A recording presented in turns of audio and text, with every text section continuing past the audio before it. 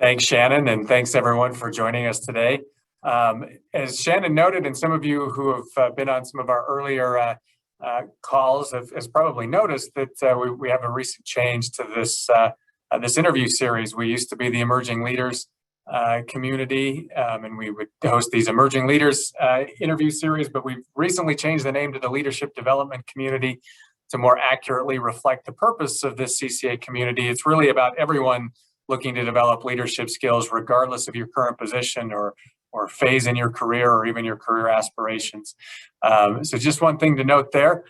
Today, I'm joined by a couple of people that I'll introduce to you really quickly. Jake Axtons, who is an actuarial consultant at Nationwide, based in the Chicago, Illinois area. And Jake is an associate of the Casualty Actuarial Society. And then Matt Gentile, who is an actuary at MedPro Group, based out of Asheville, North Carolina, and he is a fellow of the Casualty Actuarial Society. And the reason why we brought Matt and Jake on today, Matt and Jake are the co-founders of the Sexuality and Gender Alliance of Actuaries, or SAGAA for short, of which they co-founded last summer in June of 2020. So Matt and Jake, thanks for taking time out of your day to visit with me. Thanks for having us here. Thank you for having us. Well, let's talk a little bit about SAGAA for a few minutes. And Jake, I'll start with you. For those people that may not be familiar with SAGAA, can you speak for a few minutes about the organization and its mission? Yeah, definitely. Thank you so much for inviting us today. Matt and I are very, very excited to join you all and talk to you a bit about SAGAA and what we stand for. So as you mentioned before, SAGAA stands for the Sexuality and Gender Alliance of Actuaries. And the purpose of SAGAA is to facilitate connections between LGBTQ plus actuaries and their allies in and outside of the profession to engage in community-wide dialogue about LGBTQ plus issues. So when we say LGBTQ plus, we are referring to gender and sexual minorities, which the popular acronym LGBTQ means lesbian, gay, bisexual, transgender, and some use questioning, but we frequently now use the term queer, so LGBTQ plus. So our group is, it aims to create a safe space for dialogue and community and career encouragement, while also taking on the onus of educating the broader actuarial profession. So when Matt and I started this group in the summer of last year, really the impetus for that was Matt and I, we had been talking a lot about our identities and how it shows up in the workplace. And we also, so we were involved in working with more general, like I guess, business-wide pride-related initiatives. At the same time, we're both credentialed actuaries, but we found that the conversations were never really coming together. And we wanted to help make that connection for people and show why it's important for us to have these conversations about being LGBTQ plus, specifically within the actuarial profession. Our group is founded on 3 pillars, which I hinted at a little bit about before, but the first of which would be networking. We want to make sure that we have a space for our members to connect. A lot of people within the profession who identify within our community have felt like they've kind of been living in the shadows. Like maybe they have felt like they can be out in their personal life, or maybe they can be out in their specific workplace, but maybe they don't feel like they can be out and bring their whole selves to their entire life in the profession, maybe like working with a credentialing organization or anything like that. The second thing here would be professional development. So we find that there are a lot of LGBTQ plus individuals that we have met within the profession, but we want to help those individuals grow further into leadership positions. So that's the second piece there. And then the third piece would be company education and allyship training. We find that, as I mentioned before, a lot of people will hear LGBTQ plus and not know to start, I guess, like what even that stands for or what that means. And we want to help companies become more modernized in their practices and also in their culture, so that not only are they going out to recruit LGBTQ plus individuals, but they are ready for those individuals. And when I say ready, their culture is such that it's welcoming to people of like all different backgrounds.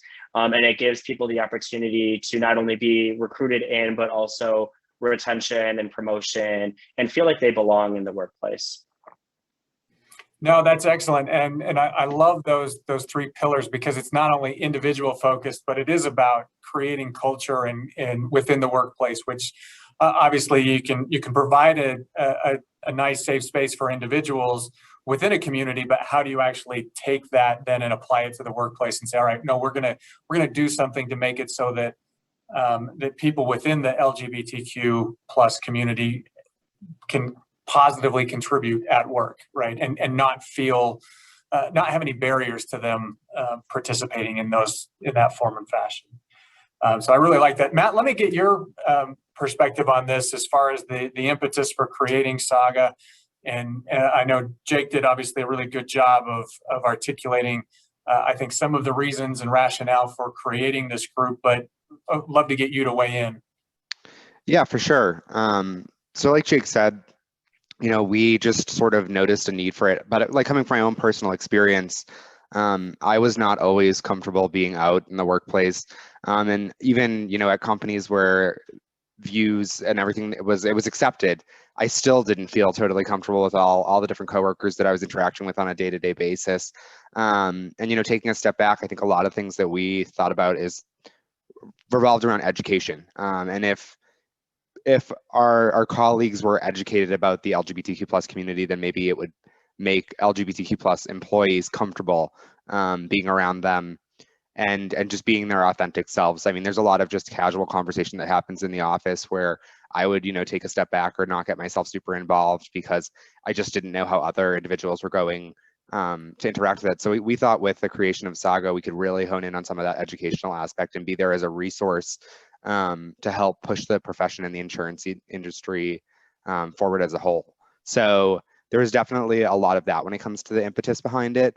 And then just making sure that people that are coming into the profession, this younger generation where there are a lot more LGBTQ plus individuals, that they feel comfortable and supported and accepted and that they want to join the profession.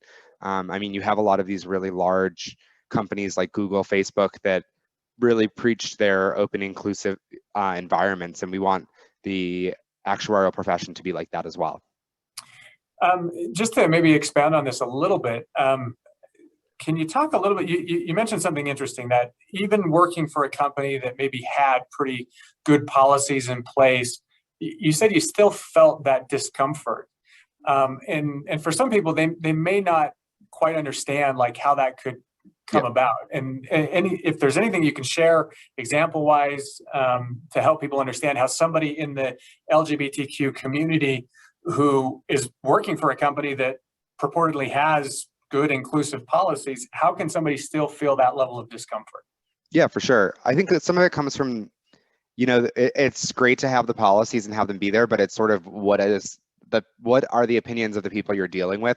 They may not outwardly express that they are uncomfortable with the LGBT plus community or that they have some biases towards individuals, but there could be actions or behind the scenes actions that are taken. Maybe you don't get the promotion, and that's not going to be the reason you didn't get the promotion. They're not going to say that, but it's still there. It's still something that you worry about and something that you think about on a day-to-day basis. And I think from my experience, if people have actively showed to me that they are accepting of the LGBTQ plus community at those companies, and I was totally fine with it. But it was more of those individuals that I didn't work with on a consistent basis that span different generations and stuff, where I always took a step back and I was like, well, do I mention this? Or like when they asked how my weekend was or whatever, do I mention that my boyfriend and I went out to a movie or this or that? It's just sort of those small things that you have to you're constantly thinking about in the back of your mind, that though the company has great policies in place, that doesn't really dictate the day-to-day interactions that you're having with coworkers. No, I appreciate that. Thank you for sharing that. Jake, let me turn back to you. Even though SAGAA has been around for just over a year now, what have you accomplished so far? Yeah, so there has been quite a bit of movement, I guess, like behind our organization and a lot of activity that we've been doing in the past year.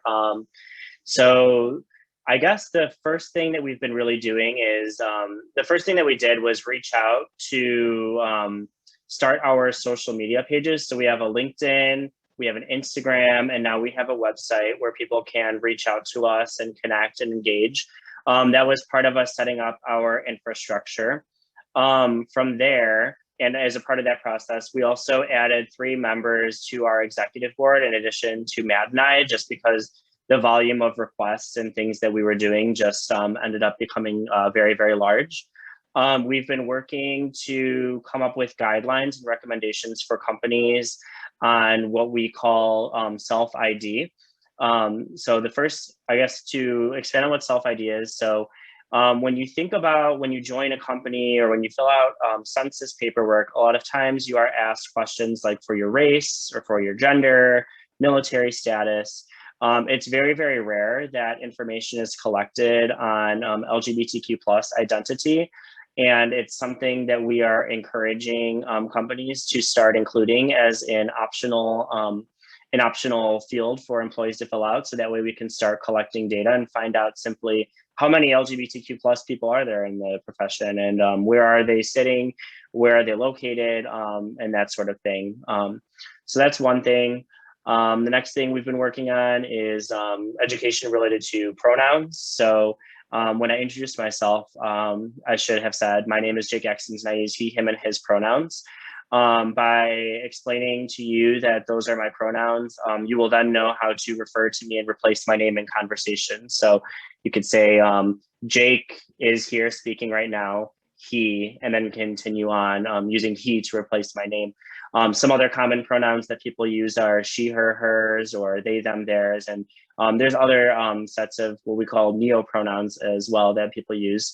But so we've been working on like really forming and putting out education around those 2 topics. Those have been our 2 main goals. So with that, we've gone to speak at various conferences or engagements like this. There have been a series of different articles that we've released through the CAS and SOA and other platforms. And really just getting on the ground and having conversations, getting to know people, showing our organization. And I think just even having our organization exist has been a cultural shift in the actuarial profession, has brought a lot of these conversations to the forefront.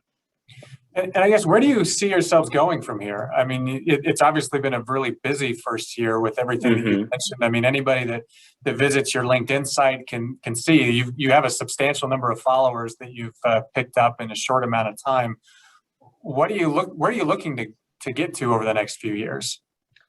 Yeah, so the first thing that we are working on, so in November of 2020, we became an official legal entity through the state of Illinois. And then following shortly after that, we applied to become a 501c3 nonprofit organization. And we are awaiting to hear back on approval of that. But once we receive that designation, that will open up a lot of doors for us in terms of partnering with companies, accepting tax deductible donations and things of the like. Moving forward, we really want to build on, I guess we have so I mentioned we have 3 pillars, but we also have these 3 subcommittees that we've launched right now that we're working through, and Matt can talk more about those. But the first one is university engagement. So really building to not only build the pipeline of LGBTQ plus students coming into the profession, but also hitting the students early who identify and do not identify, to talk to them about allyship and why it's important to encourage and be inclusive of individuals that are their classmates or their students. So that's the first one. The second one here would be like education and awareness, which Matt is leading and he can speak more to. And then the third is really just getting the word out there through our social media and various other speaking engagements like this. Matt, do you want to talk more about the education committee? Yeah, so like I had talked about before, one of the biggest things for me when creating this group was just focus on education and really providing resource for companies, for all actuaries, to access in order to better understand the community. So the education committee we just recently formed and have just started meeting is really trying to pinpoint topics that are going to be of interest. So our first one is really just focused on allyship. We're hoping to have something together by the end of the year that we can sort of launch and bring out there that just tells people what an ally is and what an ally is not. I think a lot of times people say they're an ally to the community, but it goes beyond just being okay with LGBTQ plus people. You know, there's a lot of other support that comes with that title.